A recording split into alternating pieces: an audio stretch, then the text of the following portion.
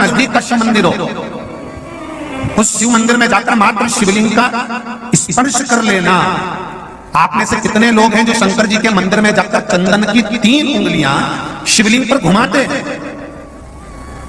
हो ना, शिवलिंग पर 3 उंगली? तो ये 3 उंगली घुमाने का फल क्या है? क्या फल है इस शिवलिंग पर ये 3 उंगली घुमाई जाए तो इसका फल क्या है? तो आपको लगेगा भगवान शंकर को त्रिपुंड लगाना है। बोलो सही है गलत है? आप तो यही सोचोगे ना कि शिव जी को त्रिपुंड लगाया गया है, पर नहीं।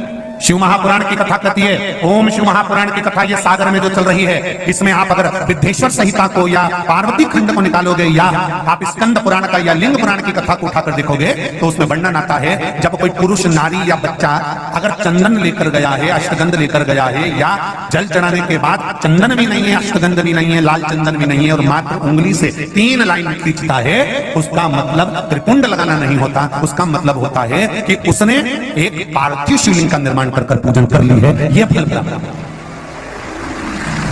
उसका फल ये प्राप्त होता है।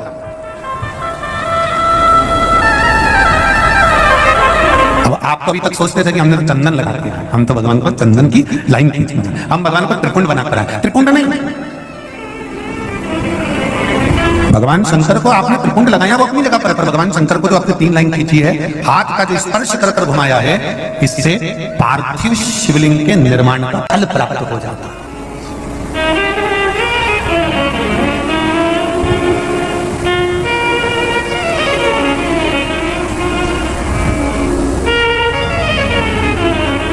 विशेष जब कामना रहती है, विशेष कामना, आज आपका मन कर गया 108 चावल के दाने मेरे को शिव जी को चढ़ाना है,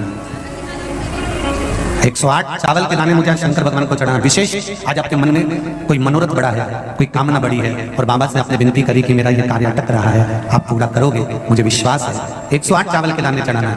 आपने चंदन लगाया, हाथ की हथेली पर 108 चावल के दाने जो घर से गिनकर लेकर गए हो, उसको हथेली में रखा। एक चावल का दाना नहीं चढ़ाया, हथेली में रखकर जो विशेष कामना, जैसे किसी कर्मकांडी ब्राह्मण से पूछा जाए, पूजन होने के बाद में विशेष अर्घ दिया जाता है, विशेष अर्घ।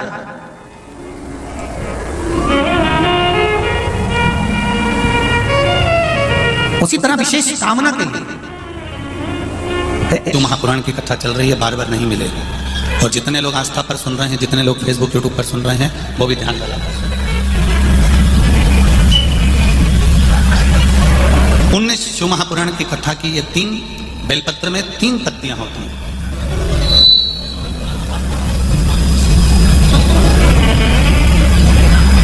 ये 3 पत्तियां शिव महापुराण की कथा करती है। जब हम देवाधिदेव महादेव को समर्पित करते हैं,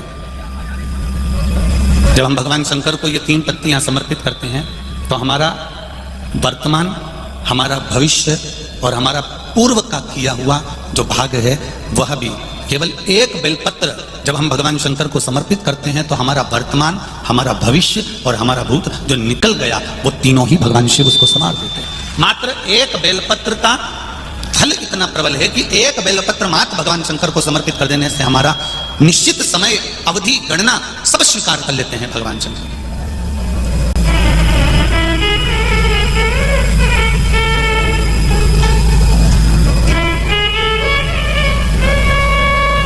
एक बेलपत्र की 3 पत्तियां नहीं है। एक बेलपत्र में जो ब्रह्मा विष्णु महेश हैं, एक बेलपत्र में जो हमारा जीवन है, एक बेलपत्र में जो हमारे देव अधिदेव महादेव विराजमान है, एक बेलपत्र में जो माँ जगज्जननी दुर्गा भवानी विराजमान है, एक बेलपत्र में जो नारायण लक्ष्मी विराजमान है, एक बेलपत्र में जो ब्रह्मा ब्रह्माणी विराजमान है, एक बेलपत्र के अंतर्गत जो मेरे देव अधिदेव महादेव की 64 योगनियां विराजमान है, एक बेलपत्र के अंतर्गत 33 कोटि देवी देवता विराजमान है, एक बेलपत्र के अंतर्गत संपूर्ण ब्रह्मांड का सुख विराजमान है। वो बेलपत्र कोई साधारण नहीं होती। शिव को चढ़ा देने पर वो बेलपत्री का सुख हमारे जीवन पर्यंत।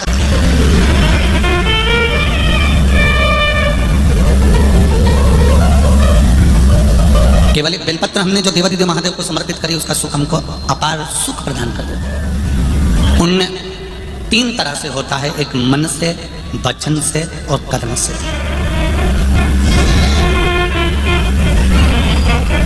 अब जरा ध्यान देना,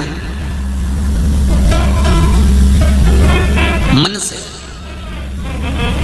हम जिंदगी में कभी किसी के प्रति भेदभाव ना रखें।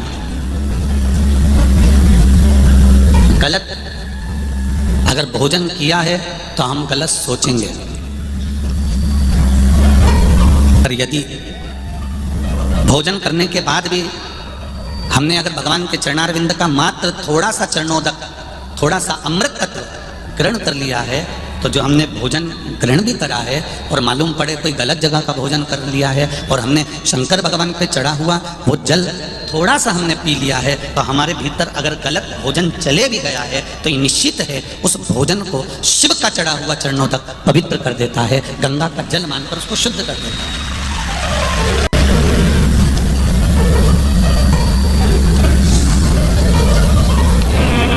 दो विष होते हैं,